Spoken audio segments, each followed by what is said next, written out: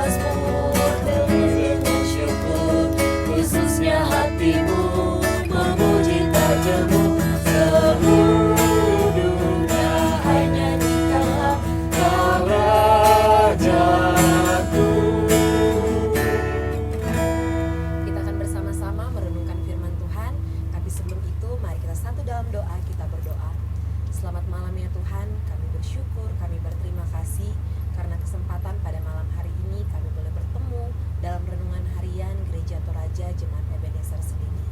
Ya Tuhan, tiba saatnya kami akan bersama-sama membaca dan merenungkan firman-Mu. Tuhan berkati, semoga firman yang kami dengar boleh mengambil bagian terindah dalam hati kami dan kami boleh berlakukan dalam kehidupan kami. Hamba-Mu, Ibu Pendeta yang akan menyampaikan firman-Mu, kiranya Tuhan juga memberkati. Dalam nama Tuhan Yesus kami berdoa, amin. Pembacaan kita pada malam hari ini terambil dalam kitab Yeremia 30 ayat 12 sampai ayat 15. Firman Tuhan berbunyi, sungguh beginilah firman Tuhan, penyakitmu sangat payah, lukamu tidak tersembuhkan, tidak ada yang membela hakmu, tidak ada obat untuk bisul, kesembuhan tidak ada bagimu. Semua kekasihmu melupakan engkau, mereka tidak menanyakan engkau lagi. Sungguh, aku telah memukul engkau dengan pukulan musuh, dengan hajaran yang bengis, karena kesalahanmu banyak, dosamu berjumlah besar. Mengapakah engkau berteriak karena penyakitmu, karena kepedihanmu sangat payah, karena kesalahanmu banyak, dosamu berjumlah besar, maka aku telah melakukan semuanya ini kepadamu. Amin. Ya, shalom. Pada malam hari ini dari tepian Mahakam kami datang bersama dengan Bapak Ibu. Bersama-sama kita merenungkan firman Tuhan. Pada malam ini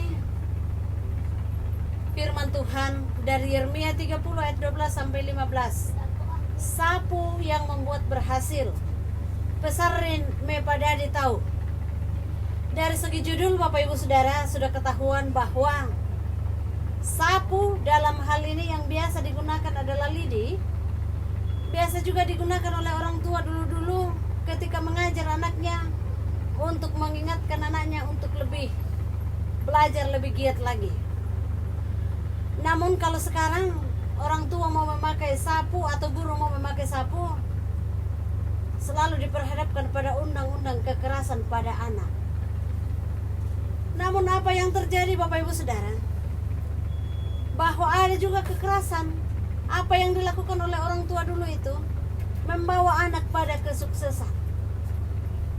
Kalau melalui firman Tuhan pada malam hari ini, sesungguhnya kita mendapati apa yang orang Toraja mengatakan bahwa den tu pebamba kaborokna puang, pemukul penuh kasihnya Tuhan. Kalau diterjemahkan secara letterlate ke dalam bahasa Indonesia, bahwa orang Israel ketika berada di pembuangan, mereka melakukan banyak hal yang tidak berkenan di hadapan Tuhan. Lalu apa yang terjadi, saudara-saudara? Ayat 14 bagian C mengatakan, sungguh aku telah memukul engkau dengan pukulan musuh, dengan hajaran yang bengis, karena kesalahanmu banyak, dosamu berjumlah besar.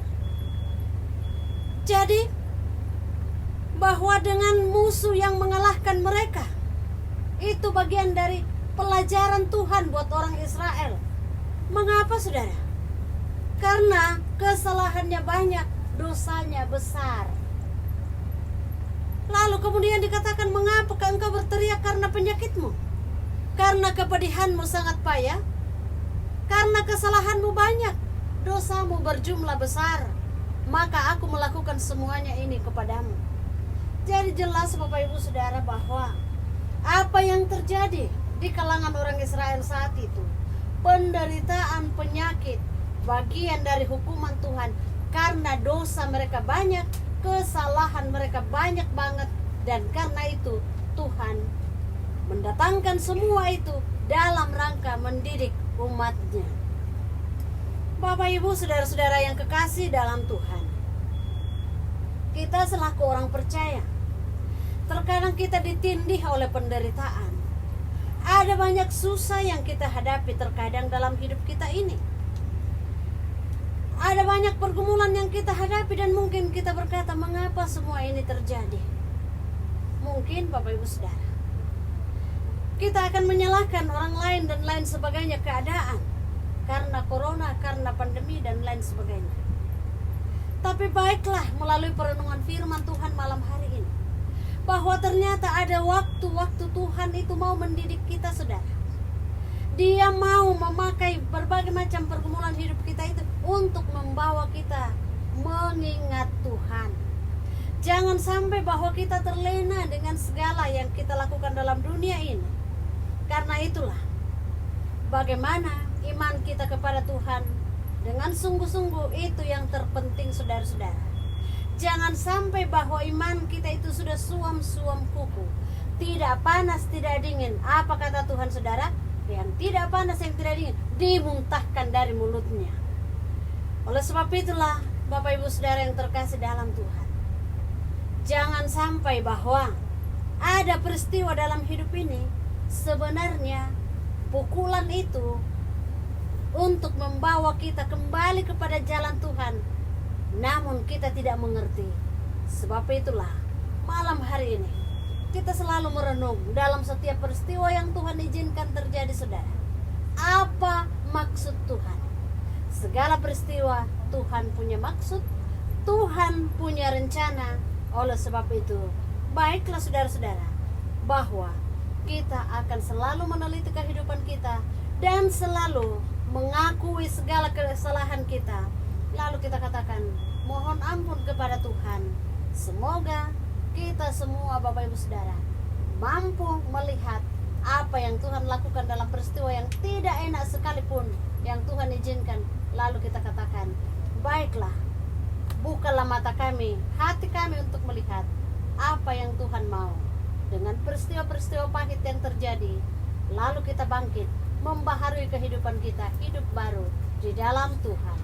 Amin. Luar biasa firman yang boleh kita dengar pada malam hari ini. Mari kita aminkan dengan mengangkat pujian dari NKB 116 ayat pertama, siapa yang berpegang.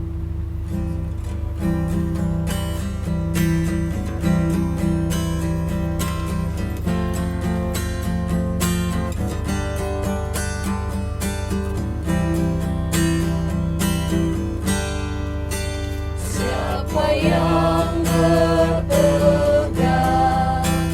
pada sabda Tuhan dan setia mematuhi